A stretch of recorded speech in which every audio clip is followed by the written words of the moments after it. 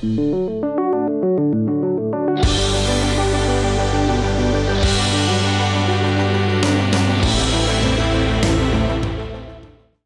if you've been to one of these meetings in the past, you may notice some changes. We used to do two kind of citywide meetings that covered all the departments in the capital budget. We like to move the meetings around to get some geographic diversity. We had an excellent format called Deliberative Democracy that was really spearheaded by Robert Cavalier at Carnegie Mellon University.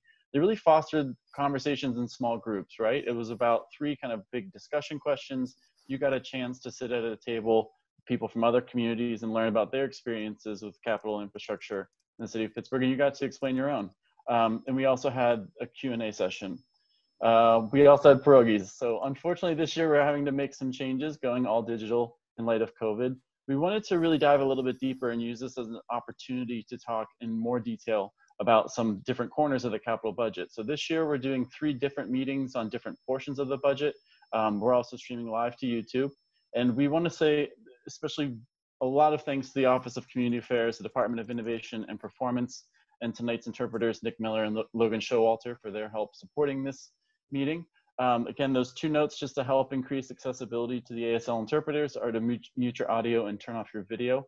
I did want to pause for just a second and see if there's anybody experiencing any accessibility issues that we can help address at this time. Okay. So we have a pretty full agenda tonight. We have a lot of important things to discuss with some really intelligent people. So I don't want to spend too much time, but I do want to go through a capital budget overview so you have a sense of kind of what's in the budget, also how we develop it. Then we're going to talk to the Commission on Human Relations and some of the excellent work that they're doing protecting Pittsburgh residents. We're also going to talk to the Community Development Division of the Office of Management and Budget. This is also a note that if you hear any acronyms you don't know, please let me know. Feel free to make a comment in the chat. My New Year's resolution is fewer acronyms. Government people love acronyms, but they're not always the most successful. So please let us know if there's something that you don't understand. We have a great group of staff actually from the Urban Redevelopment Authority talking about some of the programs in the city. Andrew Dash from the Department of City Planning is here as well. And then we're going to get to an opportunity for members of the panel to kind of answer any questions that you may have as an attendee of the meeting. And then on the outside of the meeting, we're going to make sure that you have other opportunities for you to kind of further engage in the development of the capital budget. So tonight, again, we really want your input on what you want to see in the capital budget. We're going to ask you to complete a survey at the end of the meeting. It'll give you a chance to tell us kind of just generally what you think we should be spending money on. And also, if you have a specific project idea, you can send that in to us. All of those survey responses are published in the capital budget. And we also make sure to share them with departments and council offices. And then again, any of your questions for the expert panel, those may be something that somebody else in the community has also thought about. So it's great that we're able to share those things on YouTube and then also with the city council offices so they have an understanding of what's being asked in the meetings. The city actually has 2 different budgets. There's the operating budget that covers a lot of the day-to-day expenses, things around personnel expenses, office supplies, kind of the utilities for all the buildings that we operate. Tonight, though, we're going to be talking about the capital budget. It is really more about the physical infrastructure, the things that the city owns and operates, the built environment, things like streets and sidewalks, parks, pools, playgrounds, bridges, ball fields. But we also have our community development block grant funds in the capital budget. So money for affordable housing, money for small business development, that's also included in the capital budget. And that's some of the projects we're going to be talking about tonight. If you are ever on the city's website and you're kind of wondering which budget to look at, we have the more kind of Avengers style photo. I like this one a lot. They got the good kind of Washington's Landing photo on the operating budget, but we've got the good stormy one. So the capital budget itself actually is a 6-year plan. Larger projects can take millions of dollars and multiple years to complete. So for each capital budget year, we build what's called a CIP, or a capital improvement plan. It's a series of 6-year plans within the capital budget that really communicates how we intend to spend money on each of the individual projects. In terms of the timeline, we're kind of right smack in the middle of things right now. This year's process kicks off like it has in the past with the mayor issuing a set of priorities. We're going to talk about those in a little bit more detail. In the next slide, you'll have an opportunity to comment on the mayor's priorities in the survey. If you want to complete that after the meeting. And then in May, our office releases requests for proposals from city council offices, from city departments, and also some community partners who have worked on capital budget projects with us in the past. In June, we do kind of our big push for outreach, including these 3 public meetings. July 1st is when the proposals are due back to our office. And then really through July and August, we're having a lot of meetings with department leadership and project managers to talk about the proposals that they submitted. That's their opportunity to kind of give us some more context on things in addition to what they put in the proposal. And it gives us an opportunity to ask questions about timeline or feasibility. In August, the Capital Program Facilitation Committee presents a summary report to the Mayor's Office of Recommendations. And then in September, the Mayor releases the preliminary budget for both capital and operating. In November, though, the budget's refined, and the Mayor does kind of that State of the City address that's usually the second Tuesday in November, and releases the official mayoral budgets for both capital and operating. And then throughout the rest of November and December, City Council does live public hearings where they kind of do something similar to what the Capital Program Facilitation Committee does. They bring the departments in and they ask them questions about their projects. So the Mayor's budget priorities are really a great reflection of what the Mayor wants to see in the budget. These are in no particular order, by the way. And again, there's fuller descriptions on the survey, so you can read more about those there. But they're meant to inspire proposal ideas from departments and really make people think, how does this proposal fit into the Mayor's priorities? These are shared, again, with the proposal form itself. So they have that kind of one-to-one relationship and hopefully inspires some great ideas from people. The proposal form itself is relatively simple, but we do ask for some key information. So one of the things that we ask the departments and council offices to consider is that 6-year spending plan, that capital improvement plan. There are multiple phases to a lot of the projects we work with. Sometimes there's a planning phase, a design phase, maybe 2 or 3 years of construction. So we want to make sure that we're planning accordingly for all of those future phases to make sure that we have enough resources to really complete the project the way that it should be. We also ask questions about the project itself to get an understanding of where it kind of fits in with other capital programs, what the need is that's trying to be addressed. And we also ask about the operating budget impact. So if you're building a new building, you also need to pay for the staff in that building, or you need to pay for the utility bills after it's built. So that's kind of the operating budget questions that we ask. We have some projects that actually go the opposite direction. We have some capital projects, whether it's a new piece of computer software or plug-in electric vehicles, that can actually help us save money on the operating budget as well. We also ask all proposals to provide some information that's going to help us score. So these are actually the 8 categories of scoring that the Capital Program Facilitation Committee uses to score and rank projects. So we just ask for a straight response from each of the proposals as well, and then it's their opportunity to provide some justification and some further backup for a good score. So right now we are going to pass it to Megan Stanley and the Commission on the Human Relations Commission. Thanks, Dave. And actually, you had it right. I had it right. We write it differently. Human Relations, Commission on Human Relations, it's all fine. So I am going to go ahead and share my screen. Hi, everybody. I'm Megan Stanley, the Executive Director of the Pittsburgh Commission on Human Relations. And bear with me one moment while I share my screen with you. Okay. See. There we go. Okay. So Dave just went over the capital budget and what that looks like. So the Commission on Human Relations is an independent commission within city government, and we're really charged with protecting residents from discrimination and investigating complaints of discrimination on the basis of employment, housing, and public accommodations. And our portion of this, we have multiple funding sources, so we're funded both in part by the city's operating budget. We are a fair housing assistance program for HUD, so we get money directly from HUD for housing investigations. We are also a program through EEOC, so we get money from EEOC at the federal level. And then we also get $100,000, so a relatively small portion, but we try to make it go as far as possible of the Community Development Block Grant Funds, which is part of the city's capital budget. And we use that money to ensure compliance with and really understanding of the city of Pittsburgh's fair housing ordinances. Federally, there are only 7 protected classes. In the city of Pittsburgh, we have 15. So obviously many more protections, and people might not always know and understand what that means. If you live in the county versus the city, unfortunately, you might have different protections. So part of our work is to do things like Know Your Rights workshops and community education regarding fair housing rights. And we often partner with the Fair Housing Partnership of Greater Pittsburgh. They are also a HUD program called a Fair Housing Initiatives Program.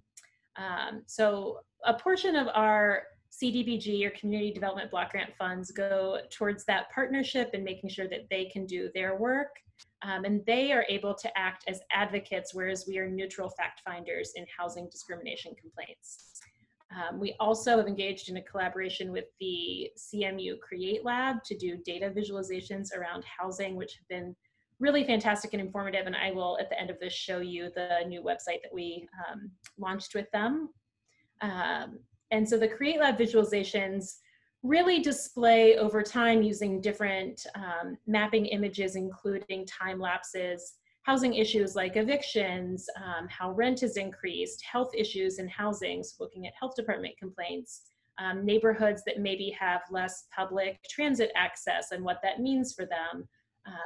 And the Fair Housing Partnership provides, as I said, training about fair housing rights, both to residents and to landlords, which I think is really important, which classes or groups of people are protected, and then responsibilities under the law. So our 2018-2019 agreement with Fair Housing Partnership is, I think that was year 3 out of a 5-year agreement with them to provide these trainings and services. So they provided fair housing trainings for the Department of City Planning, the Mayor's Office, the Housing Services Continuum of Care throughout the county, the Urban Redevelopment Authority, and the Housing Authority of the City of Pittsburgh. They also held 3 community meetings to help inform residents and teach them about their fair housing rights, always taking questions and comments about that and promoting the services they have. They are also able to do something called fair housing testing, which is where they get information about potentially discriminatory practices in housing, and then they send out people both in protected classes and not in protected classes to see if there is unfair treatment, and they analyze fair housing based on that. So they perform 10 fair housing assessments for members of the continuum of care, 15 of those assessments for private landlords, and 8 of private landlords' new construction for adherence with design and construction standards that are part of the Federal Fair Housing Act. We also, another initiative that's supported through our $100,000 total in CDBG funds is a new pilot program that's going to be a landlord-tenant mediation program. So this will be launching in just a couple of weeks. We're really excited about it.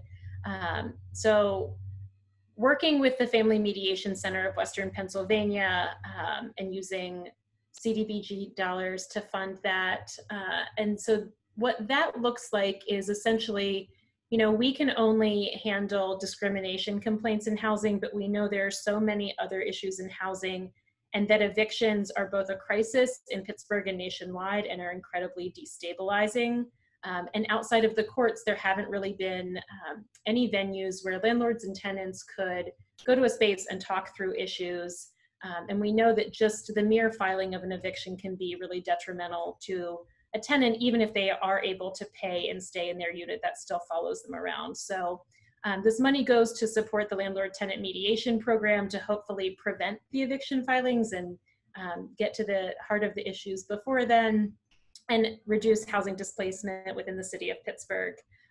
We have a pool of about 25 trained mediators who offer services pro bono, hopefully mediating 150 cases during the pilot year, and getting referrals from private landlords, from tenants who are reaching out, from some of the judges, so if something has been filed but they would like a mediation, and also from a housing authority site. So that is a brand new initiative that we are happy to support. And finally, I just want to show you, and I'm going to have to stop sharing my screen and then reshare to a new one. But I just want to show you exactly what our collaboration with the Create Lab looks like in real time. So I'm going to show you the newly launched website for that. So 1 second.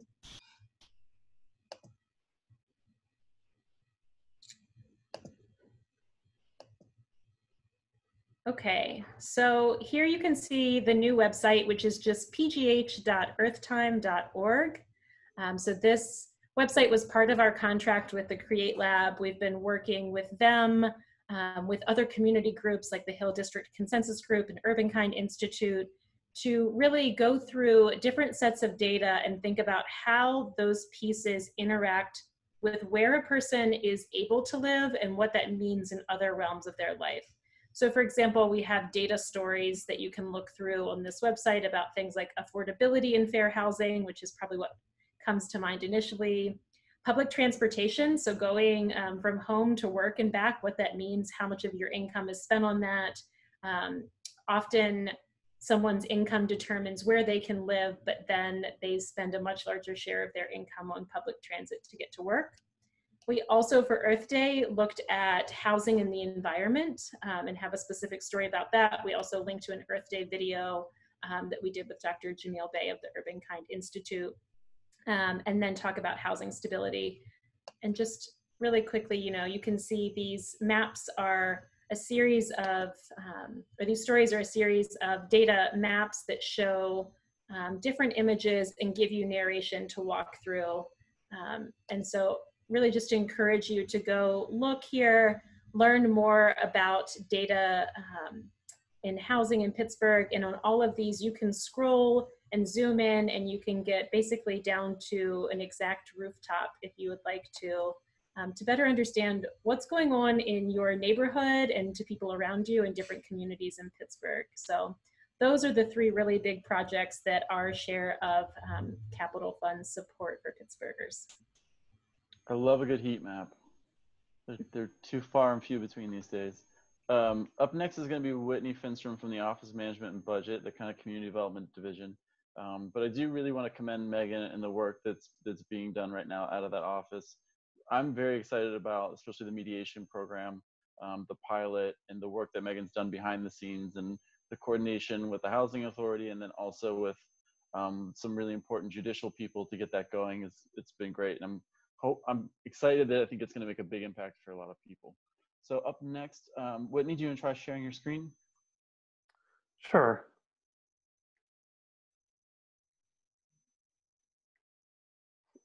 Whitney is our senior manager for the community development team. Worked for a private consultant before joining the city, and also used to work for a CDC in the city as well. Thanks, Dave. It's true. And thanks, Megan. Sorry I don't have any great maps to show like that. I also love great maps. So next time we'll do great maps on here. As Dave said, my name is Whitney Finstrom. I'm Senior Manager of the Community Development Division of the Office of Management and Budget.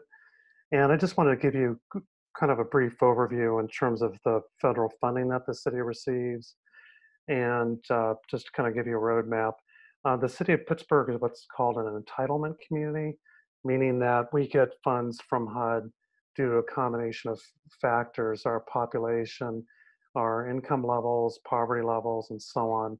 Another good reason to complete your census form, because the funds that the city gets are really based on the census data, so that's really critical. So the Community Development Division is responsible for the administration of the city's federal housing and urban development funds.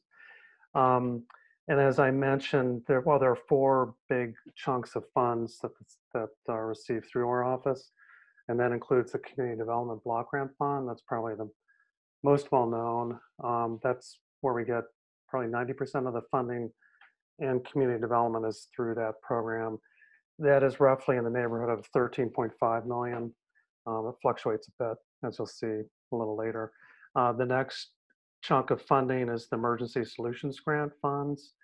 Sorry to use an acronym, or better known as ESG. And those are for homeless services and housing. The third one is Housing Opportunities for Persons with AIDS, and by its name is It's focused on persons with AIDS, primarily housing and services as well. And the fourth is the Home Investment Partnerships Program, or HOME. And that program is focused primarily on housing. And that's through the Urban Redevelopment Authority. And you'll hear a bit more about that later. But overall, these programs they're funds used to address housing, economic, and human service needs of low to moderate income City of Pittsburgh residents and neighborhoods. So given that it's not really a large amount of funding, it's got a big mission to accomplish. And the priorities for how the funds are spent are partially, it's a local decision. There are some parameters, but comprehensive plans can be one tool to help to set those guidelines. As I mentioned, and you can see from this quite glaring graph, the City of Pittsburgh has seen quite a decline in its CDBG allocations from its heyday back in the late 70s, early 80s. It stayed relatively stable in the $13.5 million range from 2011 to the present, but as you can see, it's definitely not at the level it has been in the past. And so that, of course, means that there's some really tough decisions that have to be made locally about how CDBG funds are allocated. So, sorry, let me just back up one step. So the other part about this I just wanted to let you know about was that the federal funding is dependent upon Congress passing a budget, federal budget, and then the president signing that budget, and then the funds get allocated locally. So there's quite a long process to get to the point where the city actually receives the federal funds. And we can kind of benchmark when that process is, how well it's going to go. You can't always guess how quickly or slowly. But just to give you a sample example, last year, we didn't get our 2019 allocation until September of 2019. So we were well into our, the 2019 to the end of the year before actually getting an official letter that we were going to be able to receive our federal funds. So some years are faster and other years are slower. Like any federal funding, there are very specific guidelines that have to be met. And for CDBG funds, Community Development Block Grant funds, it has to meet certain national objectives. And this includes low mod income persons, assisting low mod income persons. And I won't go into all these subcategories, but area benefit, for example, that would be a park or a playground. So it's benefiting everyone within a certain area, but at least 51% of the persons within that area must be low mod income, right? Next category, limited clientele, might be someone who is trying to access a particular program. So we would have to do an income verification to make sure that they're actually income qualified and that they're not making, over a certain income level in order to access the benefits. So overall, there are three national objectives. It's to benefit low and moderate income persons. It's to aid in the prevention or elimination of slums or blight. And the third is to meet a need having a particular urgency. That's what we call a national or urgent need. 70% of the funds must be used for low mod income, no more than 30% under slum and blight or urgent need. And urgent need could be a natural disaster such as a hurricane. That's typically the category for use of those funds.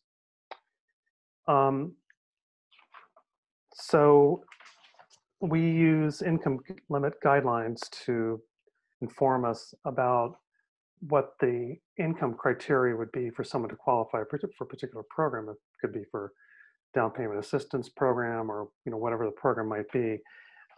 This data is typically released annually by HUD, and it's based on the US Census data. Again, another plug for completing the census, because this income data is based in great part on that. But as you can see, for a family of four, the median family income is $79,875 in the Pittsburgh metro area. For those of extremely low income, as we call it, from 0 to 30 of area median income, for a single person, that would be categorized as making $16,800. For a family of four, that would be 23,950. So you can see that's, you know, extremely low. And very low income would be those between 31 and 50% of AMI, and low income 51 to 80%. So in order to qualify as low mod income, the point is that it's 80% or less of the area median income. So while there are a number of guidelines in terms of how funds could be used and spent, and the goal of the program overall is to provide communities with flexibility to meet the local needs as they see fit. And so these include public services to low and moderate income residents, such as disabled adults or seniors. It could be rehabilitation or construction of a public facility serving a CDBG eligible neighborhood or clientele. It could be housing related activities, economic development activities. They can be used to make improvements and to construct public facilities such as complete streets, recreation centers, and parks and playgrounds. So, you know, there are a number of important categories.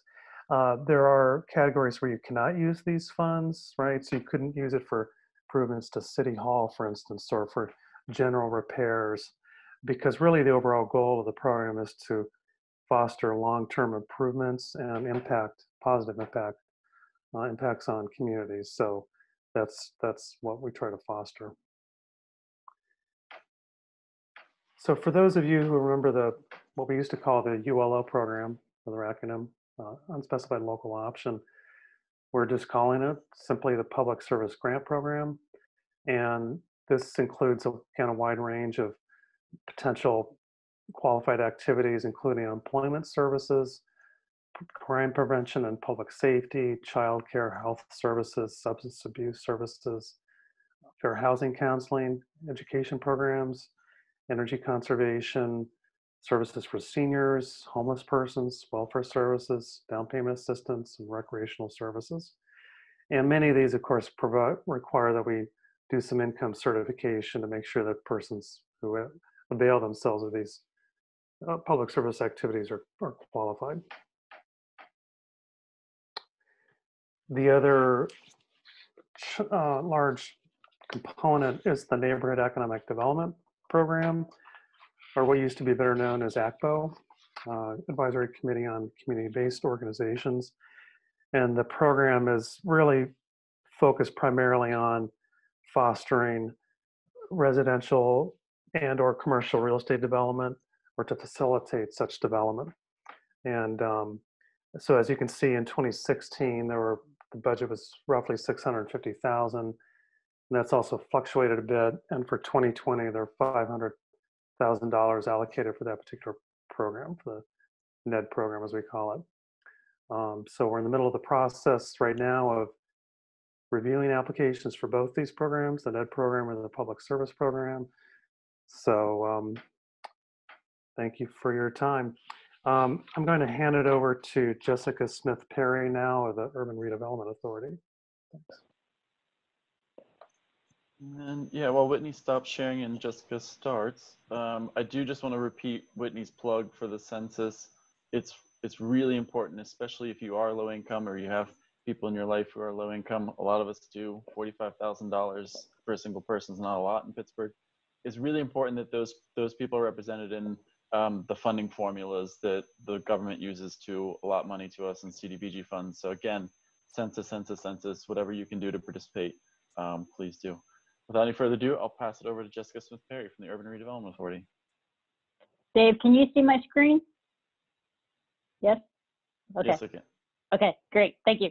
Hi, good evening, everybody. My name is Jessica Smith-Perry. I'm the Director of Residential Lending and Investments, Housing Lending for the URA. And I'm here with two colleagues, Tom Link, who's the Director of Innovation, and Sushila Namani Stanger, who's the Director of our Development Division. And they are going to help me go through this presentation. So the Urban Redevelopment Authority, we are the city's redevelopment agency for the city of Pittsburgh. for all the neighborhoods.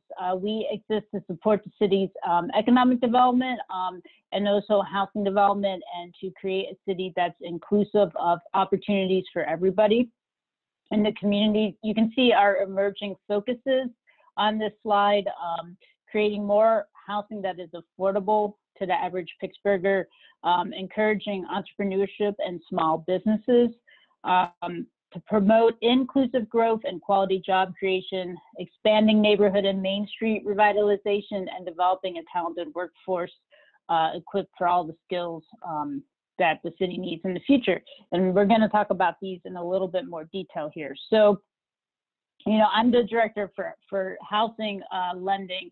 So creating, you know, more housing that is affordable to the average Pittsburgher is, you know, a huge focus of ours. And the capital budget of the city helps us to do this. So you can see this is an example of last year's capital budget. And you can see the sources that come from the capital budget to do these activities. So the owner-occupied housing source in the amount of $780,000. So what owner-occupied housing rehab is, you know, just any city resident that fits those income levels that Whitney talked about. For the funding sources, if they fit those income levels, they can apply to the URA. We have programs to help repair their homes. The residential facade improvement program is the same thing. We do facade improvements in certain areas of the city that are focused on development, and homeowners can apply to us for those programs as well. Workforce for-sale housing and workforce rental housing were both funded by Community Development Block Grant, or CDBG. And this is the creation of affordable rental housing. It's also the creation of affordable for-sale housing. For the most part, with the definitions that Whitney went over, affordable for-sale housing in the city is affordable to households at 80% of area median income or below, and affordable rental housing is affordable to households, depending on the program, but with CDBG, it's 60% of area median income or below. You also can see that the city, through their capital budget last year, also supported the Larmer Choice Neighborhood Program. This is the development of over 300 units in the Larmer neighborhood through a federal Choice Neighborhood Grant, and the city also contributed to that. And then you can see that the city also contributes to housing and for-sale housing through its home program. So not just CDBG, but home. These are the two federal sources coming from the federal government. So if you were to add up the 4 lines that say workforce, for-sale, and rental housing, it's really about almost $4 million that the city contributes for that. Additionally, some of you who are familiar with our programs may notice that the Housing Opportunity Fund is not listed on this slide. This actually comes out of the city's operating budget and not the capital budget, but it is also a resource that the city gives the URA to help with the development of affordable housing, and also the preservation of homeowner housing. And through that program, we also do rental assistance as well. So moving on to the next slide, you know, I used a lot of terms. I used area median income, I used affordable housing, I used workforce housing. I mean, who are these programs really geared to help? This is just a sample slide. Definitely not all inclusive, but, you know, affordable housing tends to help households at either 60% or 80% area median income. And that could be a wide range of professions, and it also really depends on household size, but 60% of area median income for a family of 4 in the city right now is close to $40,000. So you can see that it really helps people that are in the construction field and in administration and healthcare, and a wide array of industries. And then workforce housing as well. When we talk about for-sale housing and even rental housing, we start to hit closer to 80% AMI, and we're talking about teachers and nurses and police officers and firefighters and city employees that really fit this definition of workforce housing. So the URA, through the wide variety of programs that are sourced from the city through their capital budget, you know, we can help a lot of the city's families that live there, and really the heartbeat of the city. Now I'm going to pass it over to Tom Link, and he can talk about our small business programs. Yeah, thanks so much, Jessica. This is Tom Link. I'm Director of Business Solutions for the Urban Redevelopment Authority of Pittsburgh. Happy to talk. I guess I'll ask folks, yeah, thank you so much. I was going to say I can't move the slides myself. So these are the dollars that are slated to come to the URA in support of business development in the 2020 capital budget. The two programs here really specific to our equitable empowerment program, which is, we piloted it in 2019 and would like to expand it, and are excited to expand it with the dollars shown here to support small businesses who are engaged in thinking about investing in URA real estate opportunities. So thinking about a small business who may think of working with the URA to develop real estate, but may not have the capacity or really the liquidity to do a lot of the pre-development work that's necessary to think about whether it makes sense to develop that building. So that's a tool that we've employed, and it was particularly useful in the Center Avenue request for qualifications that in the Hill District, that was very successful in helping folks who able to get resources to compete for and be in a position to take advantage of those opportunities. And then Pittsburgh Entrepreneur support's more generic to supporting small businesses from a wraparound perspective, as we think about how we support small businesses from a lending perspective, but also providing a variety of technical assistance resources and others to help businesses be in a position to have success. And I think in particular in the current environment, we think about issues of health and safety. We think about issues of e-commerce and the like that small businesses really need support with, and to help them be in a position to have success long term. You can go to the next slide. Thank you. So similar to Jessica's slide, who do we help? So the URA, from a small business perspective, we are hyper local in terms of who we're helping. Very, very small businesses in our community. I'd say almost invariably small businesses with less than 25 employees, many with less than 10 employees. These are folks in our neighborhoods, in our communities, our neighborhood business districts, employing, folks in our communities. On many of our programs, we experience at least 60% participation in our programs from Black-owned businesses and women-owned businesses. So the monies that we're receiving and the monies that we're able to leverage through, really the support of the city, in terms of state monies and other monies to help our small business community, are really geared towards, really very small local businesses and really helping to impact the folks in our community. So, whether it's bakeries and food trucks and restaurants and service-based businesses and Main Street serving businesses and almost everything in between is really the folks that we're helping on our small business programs. Next slide, thanks, sorry.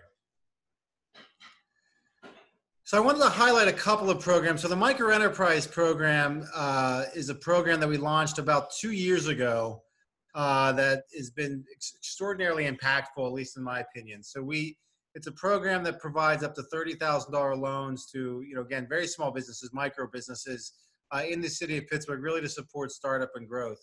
What's been very exciting about this program is that it, had immediate traction in the marketplace. So lots of folks quickly were able to take advantage of it, and we're able to continue to, have the program available to City of Pittsburgh businesses. What's particularly exciting in the Micro Enterprise Program is that we've had well over 90% participation in the program from minority and women-owned businesses. Many Black minority women businesses and Black-owned businesses have participated in the program, and it's really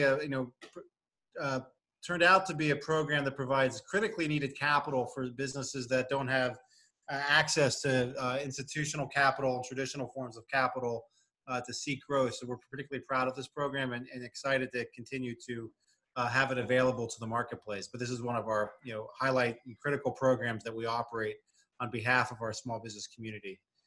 Go to the next slide, please. Thank you.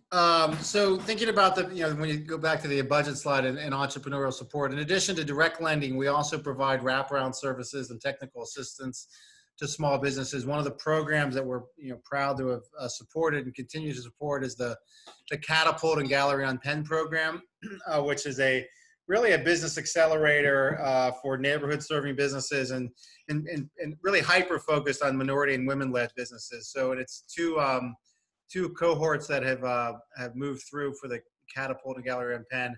100% of the businesses have been minority, women-led businesses, many lifestyle businesses, and neighborhood serving businesses that we supported through Catapult. And the slide changed on me, so that's great.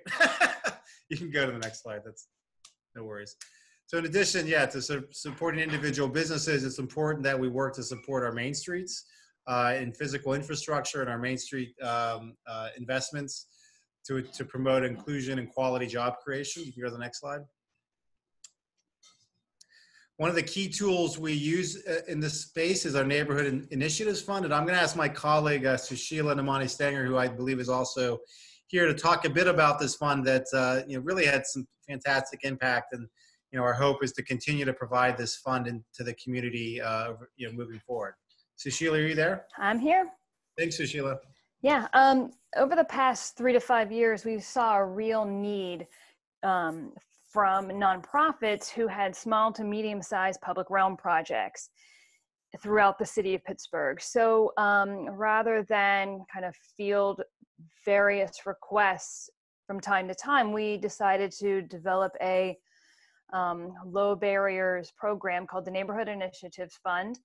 And we just received our second round of applications. The first round was funded with city budget money. Thank you to the city. The first round, we had an allocation of $750,000, and we received over $2 million in grant requests. So unfortunately, we were not able to fund all of them.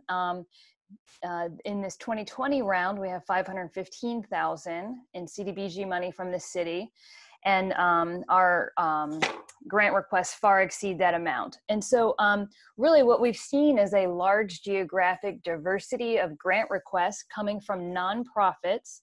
And the purpose of the NIF program is to help unlock the economic and placemaking potential within all of Pittsburgh's neighborhoods. In the neighborhood development department and the business solutions department, we really look to implement the community plans that are undertaken throughout the city, and we look to support the vision to action community investment strategies that help advance equitable Pittsburgh. So the NIF program really helps us formalize our collaboration throughout the city. And so we really have seen a lot of geographic diversity in the grant requests that we've received. And two other things I want to note. One, the types of projects that we see fall into the categories of vacant property reclamation and stewardship, historic preservation, brownfield redevelopment, public infrastructure improvements. And there are 2 tiers available to the grants: a tier 1 grant that will fund up to $15,000, and that does not require a funding match, and a tier 2 grant that will fund up to $100,000, and that does require a 1-to-1 match requirement. And again, these NIF grants are specifically for nonprofits throughout the city of Pittsburgh. Next slide. Yes. Thanks. So, Jessica. Okay. This slide talks about responding to COVID-19. So, as part of the federal stimulus through the Federal CARES Act, the city has given the URA some funding through that CARES Act out of their CDBG. They've given the URA $7 million, and for 3 different programs. One is the Emergency Small Business Support Program, which Tom can talk about in a little bit more detail. The other 2 are housing programs to help provide tenant rental assistance and to also help provide homeowner mortgage assistance. So the URA, through the work of the community and housing advocates and through the Housing Opportunity Fund, had a housing stabilization program, which helps tenants pay up to 3 months or $3,000 of their rent when they're in a situation that they need help getting stabilized so that they do not lose their housing. And so with the COVID, when the CDBG came through the CARES stimulus package, the city giving the URA another $1 million for this program, and has also asked the URA to expand the program to help homeowners with mortgage assistance. So we have actually this week at the URA's board meeting, we're going to be bringing on more providers, social service providers such as the Urban League and Action Housing, YWCA, and a handful of others to operate these programs for us and get this money to the households that need it. And then Tom, can you talk about the emergency small business support? Yeah, yes. Thanks, Jessica. Thanks so much. So yeah, so COVID related, yeah, the $5 million for emergency small business support. So one thing I think maybe just for folks listening and folks who watch this later and recording, I mean, one of the things that I think we're very proud of as an agency is that we're able to quickly maneuver and have capacity to be proactive in supporting folks who need it most, especially in a crisis situation. So, when COVID came to our economy and came to our health crisis, especially for, in our part of the world in Pittsburgh, and, in March, we quickly put together an emergency loan fund, recognizing that, some of our many of the small businesses in our community and many of the small businesses that are most vulnerable, frankly, will need assistance immediately, emergency assistance to stay alive, just to keep their lights on, to keep themselves in business in a crisis situation. So we rolled out an emergency loan fund where we provided up to $15,000. It's still open, and we provide $15,000 loans at 0% interest, really for short-term capital needs for small business emergency. So, payroll and rent and e-commerce, these types of things. So to help small businesses in crisis, and we've had kind of an unbelievable production and response from that. We've actually helped nearly 200 individual businesses through that program, and well past $2+ million in funds deployed for the emergency program, and the demand is really steady, and the need is really tremendous. Thank you to the city and to everybody involved to help bring more capital to support our efforts to help small businesses in crisis, really, from COVID. So in addition to the emergency loan fund, at this week's URA board meeting, the URA board will consider authorization of a companion program, really, to the emergency loan fund, a recovery loan fund, to provide dollars to businesses as they sort of move through the recovery phase of COVID. So thinking about small businesses who need to, maybe you've been closed for 60 days and now you have an opportunity to open again, and you need to hire people again. You need to get inventory again. Thinking about your e-commerce presence, and perhaps you have costs related to that. Health and safety. I mean, think about consumer-facing businesses that need to make changes to their, whether it's to their storefront, their front of house, how their shop or retail restaurant is laid out. There can be a cost to that. So provide capital to help businesses, again, move through recovery and sustain themselves as we, hopefully over time move from crisis to recovery and eventually stabilization, and eventually, hopefully, can get back to a point sometime where we're kind of, toward pre-COVID economic gains again, and can think about business growth from there. But so that we're really excited about that, and think it's really important at this time to have these resources available to our small business community, in the crisis that we're facing now. So thank you for listening, and thanks to the city, and I'm happy to answer any questions on any of these tools. So thank you. Sure, thank you very much from everybody at the URA.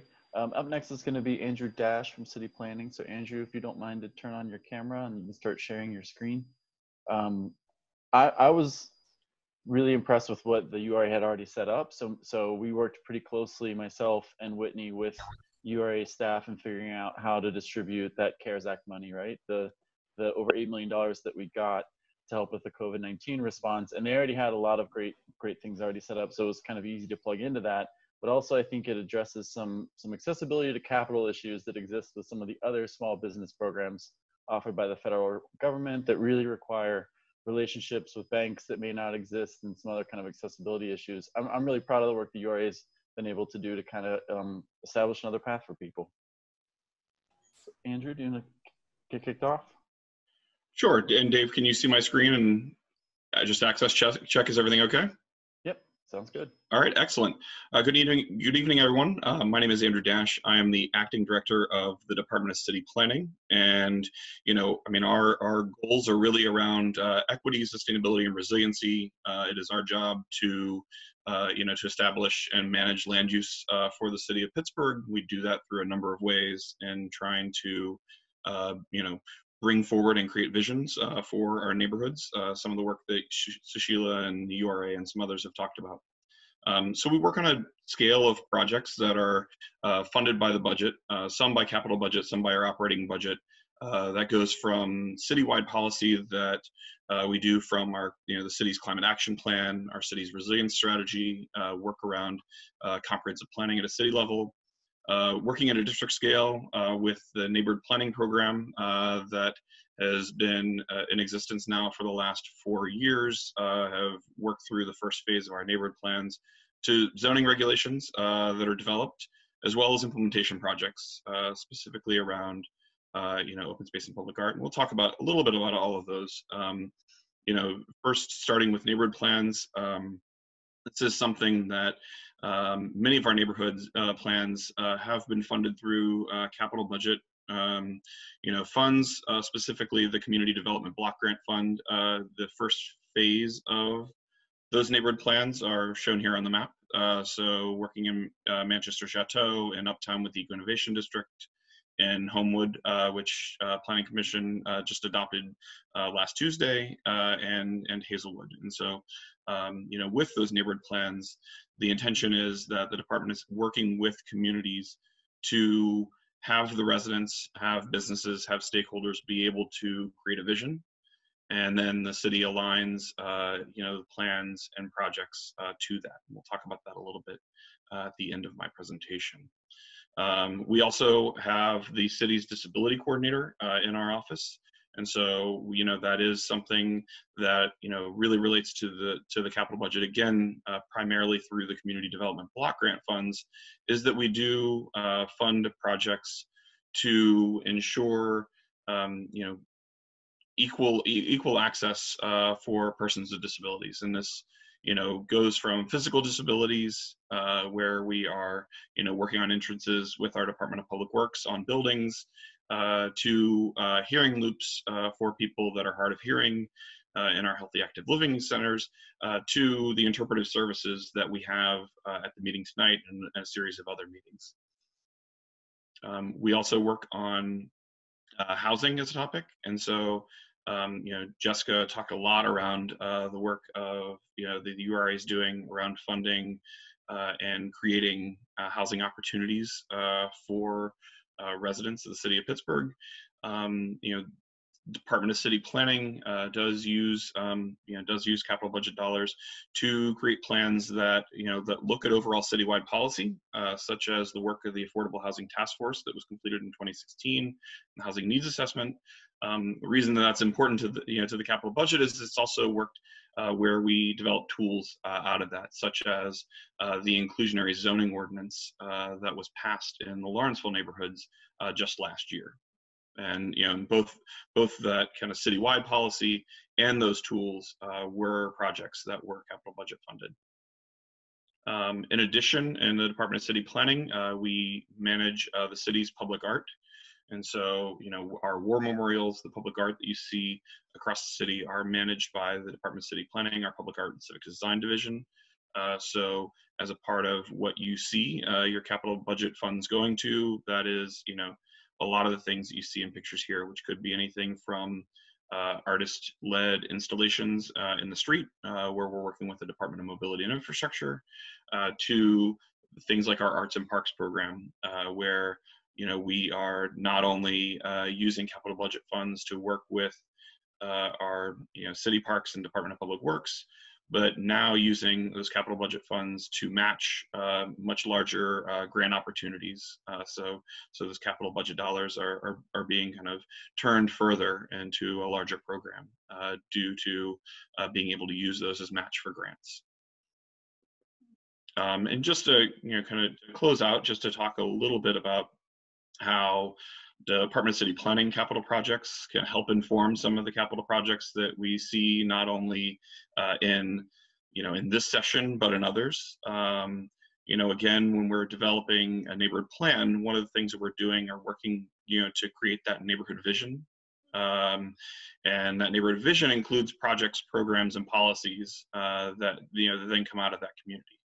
And so, this example, in Uptown, creating, a future vision for that neighborhood, creating specific projects, then leading that to where we've, used capital budget to do more detailed study work. And so the two examples here being some work that we've done around the 5th and Dinwiddie intersection, and then with a trail project in the Uptown neighborhood as well. So, those detailed studies are things that we do through capital budget funds, which then allow for more details and costs so that we have a good idea of what a project that ultimately would be taken on by another, by another department or another organization.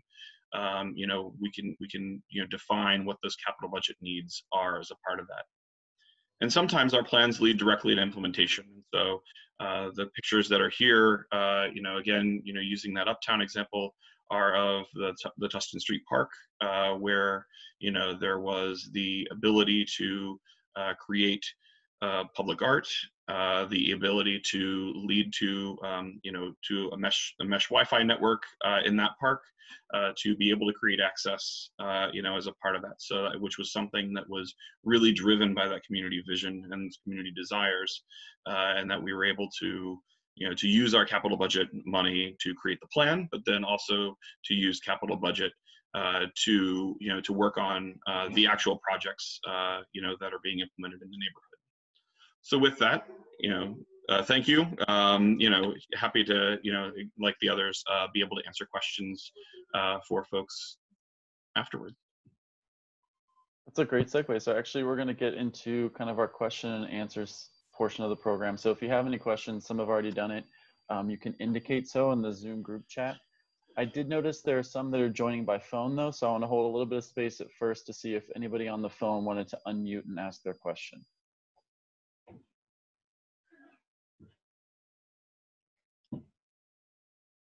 Okay, looks like Nicholas is going to kick us off. Nicholas's question is, how are green building frameworks being woven into the proposal process? Equity, sustainability, and health are addressed in in varying community building frameworks, and I'm wondering if the city is expanding on this. So Sheila, if you can talk about kind of major developments and what best practices are there in terms of the environmental framework. I will say that's an excellent question for another meeting we have coming up on Wednesday. I'm gonna do a quick plug on that. Our last of the 3 capital meetings. Ravi. Is gonna be on kind of the recreation projects, things like parks and playgrounds, but also things like rec and senior centers. And I know, because I've heard it a lot from the project managers, that net zero is figuring into that design process quite a bit. So Sheila, if you just want to talk about the URA's work on that. Sorry, yes, sure.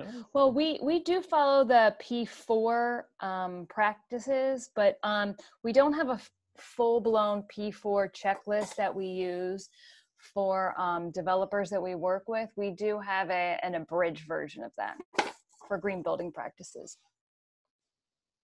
Good question. So, on the talk, I'll chime in. Oh, sure. So you said you were using P4 as your kind of your rating system going through your development process. Is there, so I know within the PLDP, there are certain green building frameworks that are baked into that. And, you know, that process was done years and years ago. I'm wondering if that is being relooked. Just today, the International Living Futures Institute just announced that they're really trying to bake equity and anti-racist policies into their green building frameworks. And so I'm wondering, in the past 3 years, these frameworks have evolved. And so I'm wondering if that is being relooked at.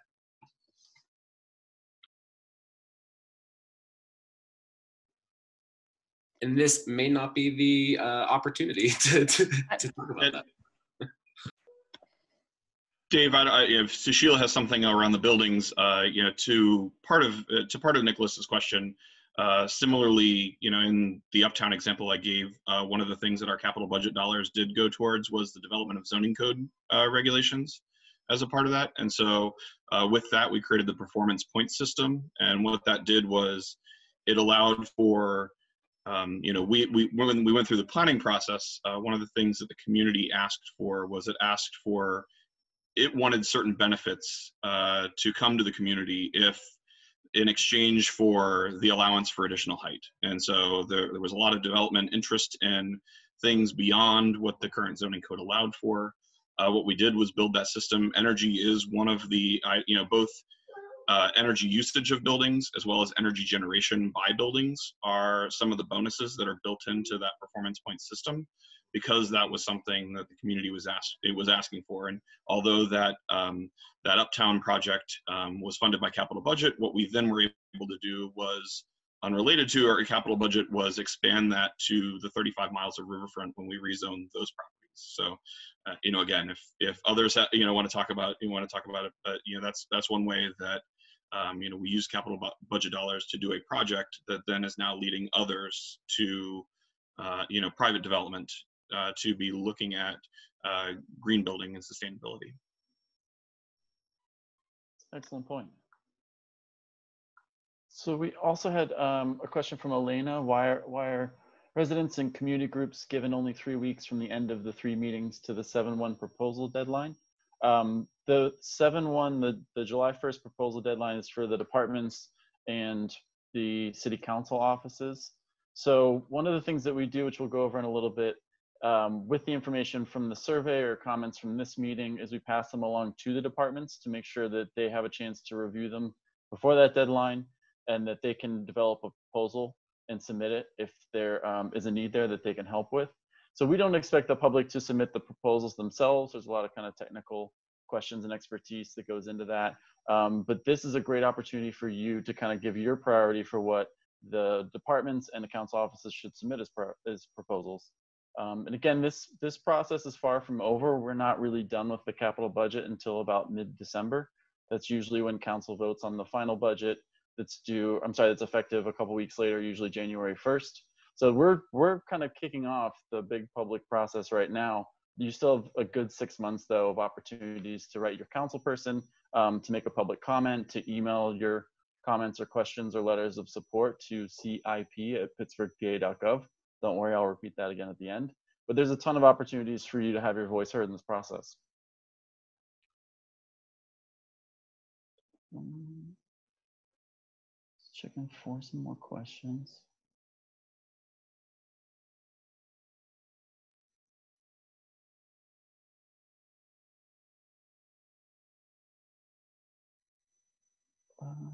So a question from Corey: given that the capital budget also includes the operations budget, which covers police funding, what are the plans for divesting funds from the police department and investment in other community improvement projects and services? So they're actually two separate budgets. So the salaries, uniforms, some of the police vehicles as well are in the operating budget. And the capital budget, we deal more kind of with equipment and buildings. So our side of things is more kind of facility improvements for fire stations or for police stations. Occasionally there will be like a big tool that comes through. We had kind of a hydraulic rescue tool, I think was the last big thing that we funded for public safety in the capital budget. And that was a fire tool that was used to help in some crashes and things like that. So I think some of what you're describing might be in more of the operating budget.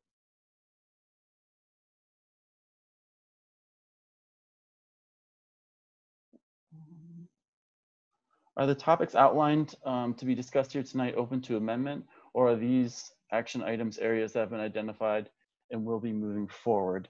The topics for tonight were just kind of figured out through trying to look at the capital budget as a resident would and figure out how they think of capital projects. We didn't want to keep it just to certain departments. If you come back on Wednesday, you'll notice that Andrew Dash is going to likely do double duty, and another, if not Andrew, another member of the city planning staff is going to be in Wednesday's meeting about recreation projects. But there's actually kind of a lot of carryover from some projects to others, but we just wanted to make sure that we were putting them into kind of buckets that would help people make sense of the capital budget a little bit better. There's a question, can community members submit project proposals that they have worked on or would like to spearhead? We have, since we're spending city dollars, we want to make sure that there's city staff administering the projects. But if you have an idea, I absolutely encourage you to email your local council person. You can also email, again, cip@pittsburghpa.gov if you have a letter of support for a proposal that you would like to be logged. We keep all of those letters, all the meeting minutes, things like that, and we review them when we score projects, which we're going to get into in just a little bit.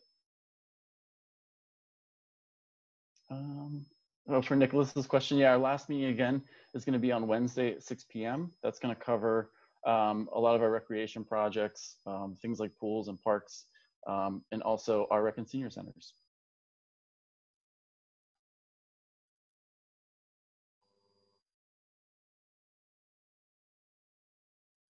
So I do want to give space to a lot of what people are saying kind of in the comments in terms of defunding the police. I'm not ignoring it. Your comments are going to be recorded and distributed both to council members and to the departments themselves. So if they can figure out solutions to some of the questions, or if your questions spark a project idea, that's kind of the whole point. So the information's definitely, your comments are going to be distributed to both of those parties. But in terms of the staff that we have here and the expertise, we're just kind of keeping it to those topics for tonight. Oh, this is a good question. How do you make sure that Black people are involved in every step of the community projects in predominantly Black neighborhoods? So Andrew is a city planner, I think can probably answer this better. So I'll pass to Andrew in just a second. But I will say that I learned a lot, maybe 2016. I was lucky enough to go to the National Association of City Transportation Officials conference. And one of the things that they talked about was kind of community leadership and how there's communities where there's just distrust. The people just do not trust the government. They've been ignored, they've been passed over. And you have to invest the time to understand where people are coming from. And part of that is being able to speak to the leadership of that community and kind of get their buy-in. So one of the things that they talked about was actually walking around the neighborhood, walking the site with community leadership so that they understood that their voice was going to be heard in that project development. But Andrew, if you want to talk about that in more detail. Sure, I can try to. I mean, I think that one of the things that we know is that we can always try to do better, and I think we're always trying to evolve. How we do engagement and how we work on that with communities. The city just passed its public engagement guide, which was created by the department just a year ago. We do use that to guide a lot of the neighborhood planning work that we do. And I'd say that, if you look, with the 4 communities that were in our first phase of the neighborhood planning process, being Hazelwood, Homewood, Chateau Manchester, and Uptown, majority of those are minority majority communities. And, so with those efforts, the push for us was really having a strong community partner that we were working with. So whether that is the Homewood Collaborative and the organizations that make that up when we were in Homewood, or working with the Hazelwood Initiative or the Greater Hazelwood Community Collaborative in Hazelwood, or the Manchester Citizens Corporation, working strongly hand in hand with those organizations. And having a lot of different varied types of engagements. And so in the Homewood process, for example, which, like I said, we had adopted last week, we did large format public meetings. We had meetings that 250 people came out to. We also did 30 action team meetings that were public, that were very topical, and so really trying, and we were working with the community to meet them where they were, and in the meetings that they had, to be able to talk about what the vision of their community could be, and and how we could try to help facilitate that through the development of a neighborhood plan. And and now obviously the focus for us now that we have that first round of neighborhood plans done is to be working with those communities now towards implementation. And so in some places that's where we've had the strong community infrastructure. In other places such as Uptown, we've known that we've had to work with communities to build that infrastructure, and that's come from the Department of City Planning, that's come from our Office of Community Affairs and the Mayor's office, that's come from the Redevelopment Authority, to really kind of all lend resources to that organization to try to organize itself. And so I'd say it's very much a different solution in most communities that we work in, but really, and like I said, I mean there's always more that we can do, but really again just kind of focusing with those community partners and providing a really broad range of of things for people to engage with us is really important. Hey Dave, could I jump in? This is Megan. Thanks. And Aaron Ross, I want to thank you for this question. I think it's incredibly important now and always to make sure that decisions that are made are representative of the communities that they're affected, and that those people are leading these decisions and having voice in them. And so I think it's important, and thank you for bringing it up. One of the reasons actually that we started working with Create Lab to create these data visualizations is because we saw that, when people talk about gentrification and you look at the history and legacy of redlining in Pittsburgh and what that means, communities of color have largely both been left out of decision making and have really been bearing the brunt of policy decisions and systemic racism and oppression for a very long time. And so understanding in data visualizations what's going on. I believe my memory serves correctly, Jennifer wanted to make a comment next. Yes, hi, thank you. I hope that other people who are on the chat can also make a comment. The chat doesn't seem like the best way to get real community input. But my name is Jennifer Rafnan-Kennedy. I'm the Executive Director of Pittsburgh United, a coalition of community, labor, faith, and environmental organizations that represent more than 125,000 people in our region. Pittsburgh United is also a partner in the Economic Justice Circle, which has led the call for a city budget that's created with a racial equity focus, that's more transparent and accountable in process with increased community input. Normally, I would be here at this hearing to talk about housing and how we need much deeper investment in affordable housing. But over the last 2 weeks, we've listened to and felt that outpouring of pain and grief and trauma and anger over the continued violence and murder of Black victims at the hands of police. And it's become clearer than ever that the role of policing as we know it is to prioritize property and capital over Black lives.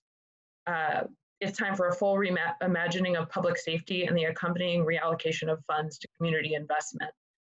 And we must use moments like these where we craft our city's moral document, our budget, to strategically reallocate public safety resources away from militarized policing and toward community resources and economic development. Defunding the police means investing our capital and operating funds in Black communities in the things people really need: homes, living wage jobs, education, and the needs that ensure a dignified life for every single resident. The structures of our society that really keep people safe and cared for. It means we stop trying to manage problems of poverty and racial discrimination by investing millions of dollars on ineffective procedural reforms that provide cover for the expanded use of policing. It means we recognize that marginalized communities need resources to thrive, and we should listen to Black leaders and community members as we begin redirecting millions in policing resources from both the capital and operating budgets into community-based initiatives that can produce real safety and security without the violence and racism inherent in the criminal legal system. I chose tonight to make these comments because community projects like affordable housing require deep investment, much more than we have been making.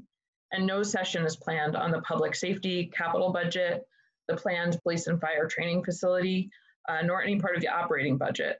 The administration and council must begin with increased transparency and community input hearings where the public can examine the capital and operating budgets especially the public safety budgets, and have real conversations about priorities and racial equity in the reallocation of funds. The real problem is not a few bad actors, but systemic foundational dehumanization and disinvestment in Black communities. We must create a budget that reimagines public safety and invest in the communities our Black and brown neighbors and all of us deserve. Thanks, and I appreciate the presentations tonight, but I think that there are much more robust forums we could be having for community input on these topics. Thank you, I appreciate your comment. Just to be explicit, Wednesday is the best meeting if you have comments or questions about the public safety facility, the training facility that's been referenced in the comments. Again, I apologize if I misled anybody or we weren't trying to cover anything up. That's just the way that we kind of think about projects as more recreation based, and that a lot of our facilities that the public interacts with tend to be of that nature too. But yeah, Wednesday is a good opportunity if you want to speak further about the public safety training facility. Thank you, Jonah, for helping me with some of these notes. I also got Brendan texting me pictures of things, so I apologize if I'm looking down at my phone. There was a question about where this recording will be posted. So the innovation and performance team, they upload them to YouTube. I think our Thursday we had a meeting last week for transportation projects on Thursday, and it went up this morning. So if you stay subscribed to the city's YouTube channel, you'll get the push notification whenever new videos go up.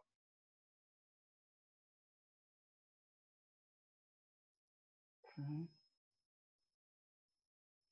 And then the last question, oh, Joy, thank you. Let me try to pull up my email to get some more questions in the chat. In case you're wondering, this is like nightmare material. This is what you wake up sweating about. This kind of technical issues. All right, so.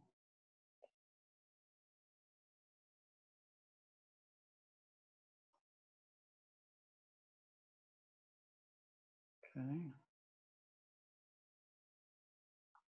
Corey Weisner had a question or a statement about wanting to see more funds distributed, invested in air quality monitoring programs. I'm not, Andrew, can you speak? Is that a county program? So I know that there's I don't know if it's called PGH Smell, but there is a program, an app that I use on my phone to do reporting for things that just don't smell right. And it's actually kind of a fun, yeah, Smell PGH. But do you know if the county is also doing kind of air quality monitoring? I think the hard part is the nebulous nature of air, and the source of it doesn't always end up impacting the people who are suffering from it. Yes, Dave, that's correct. The air quality monitoring is something that's done by the county health, the Allegheny County Health Department. Okay. Yeah, I do recommend Smell PGH. It's a pretty good app. And although, we address air quality to some degree in some of the climate action planning work that we do, most of the monitoring and the detailed work of that is done by the health department.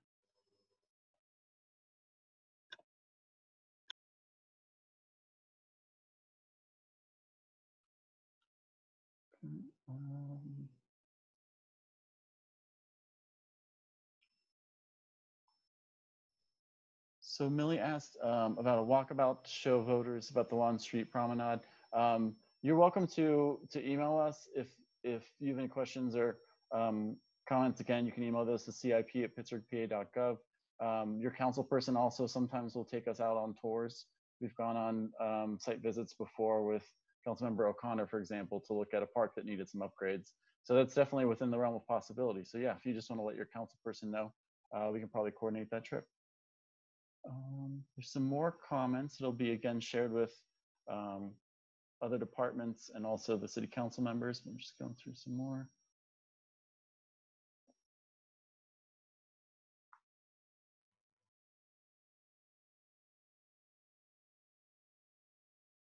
Okay.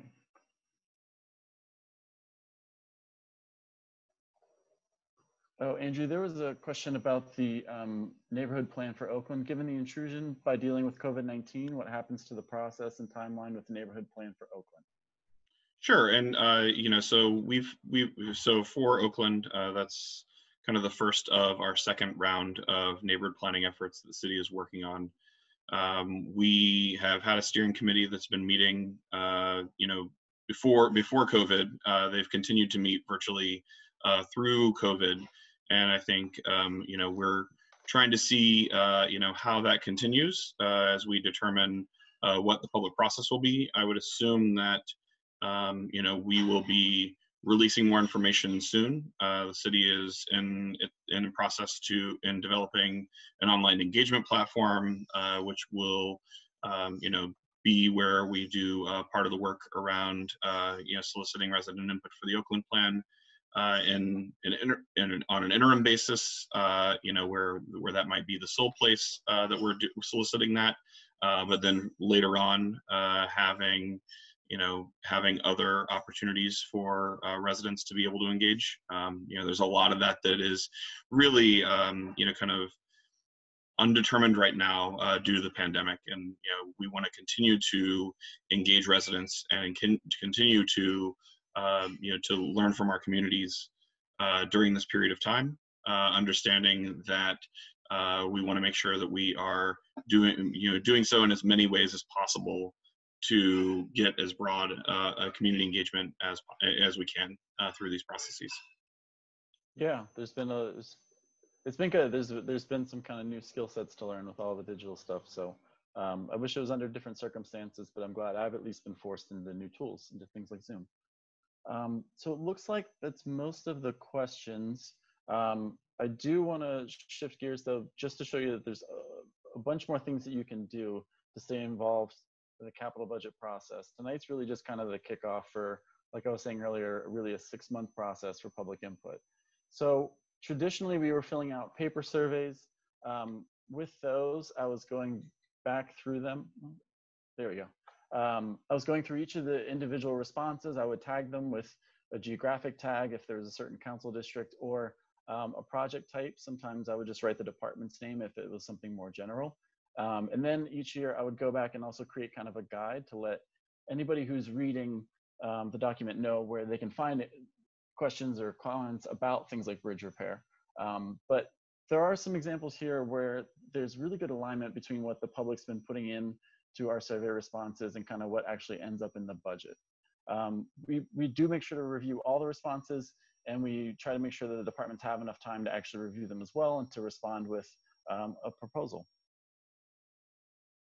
So this is a comparison of the 2020 survey responses we got kind of on the right-hand side. That's just a distribution according to the kind of bigger buckets that we have in the capital budget. The types of projects are kind of broken out into those 6 buckets. And you can see from the survey responses that they matched up fairly well with the overall dollar allocations. Unfortunately, nobody's too excited to pay for vehicles, which is very understanding, but those have to get paid as well, or else we don't have trucks to move garbage around or to help with projects and parks and things like that. So I think there's pretty decent alignment in terms of what we've gotten from feedback last year for the surveys and then what ended up in the capital budget itself. There are some really good additional resources kind of out there if you want to both get updates on existing capital projects, or if you want to just keep giving us new ideas for new projects. So let me see if I can get to.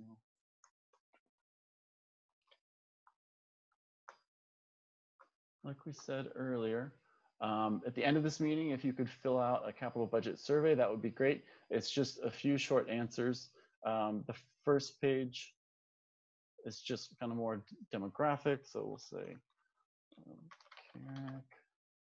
the next page, you have the opportunity to actually give us kind of specific sites. If there's a broken sidewalk or if there's a park upgrade that you really want to see, you can put that information in here. The next page offers the opportunity to just kind of give us more general responses to what you want to see in the capital budget. This can kind of be, I want to see more investments in ball fields or something like that. We'll share this information the same way we do the specific project ideas to all the departments and the council offices.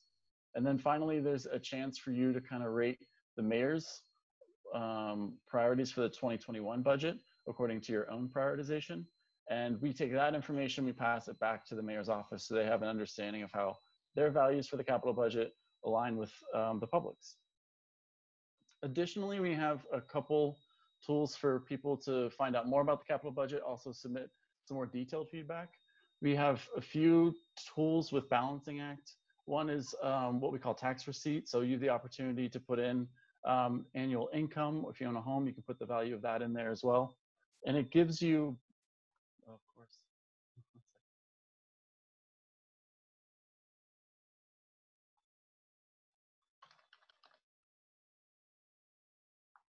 Well, in any case, it normally gives you kind of an itemized receipt of the per department and per kind of project type spending that your specific contribution in city taxes, how that would be broken out. Additionally, there's two budget simulators, one for the capital budget, and there's also one for the operating budget. So with these budget simulators, you have the opportunity to increase things that are important to you.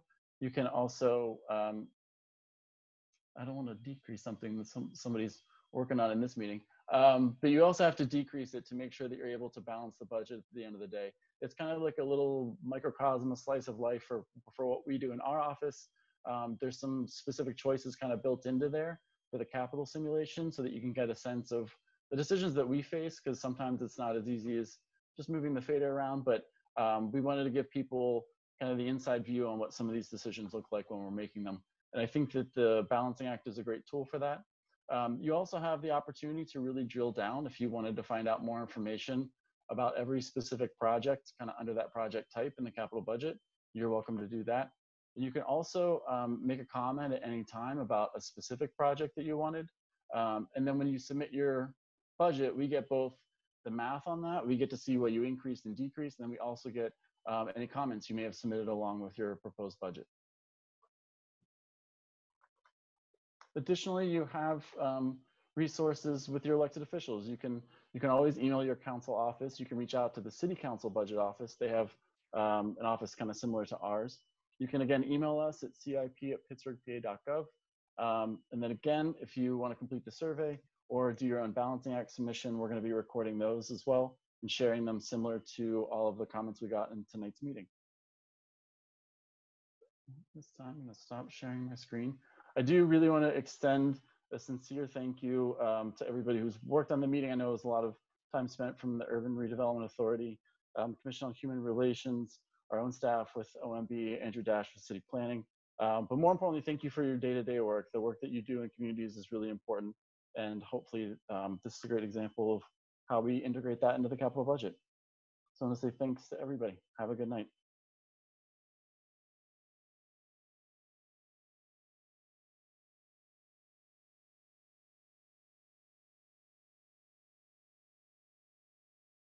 Thank you.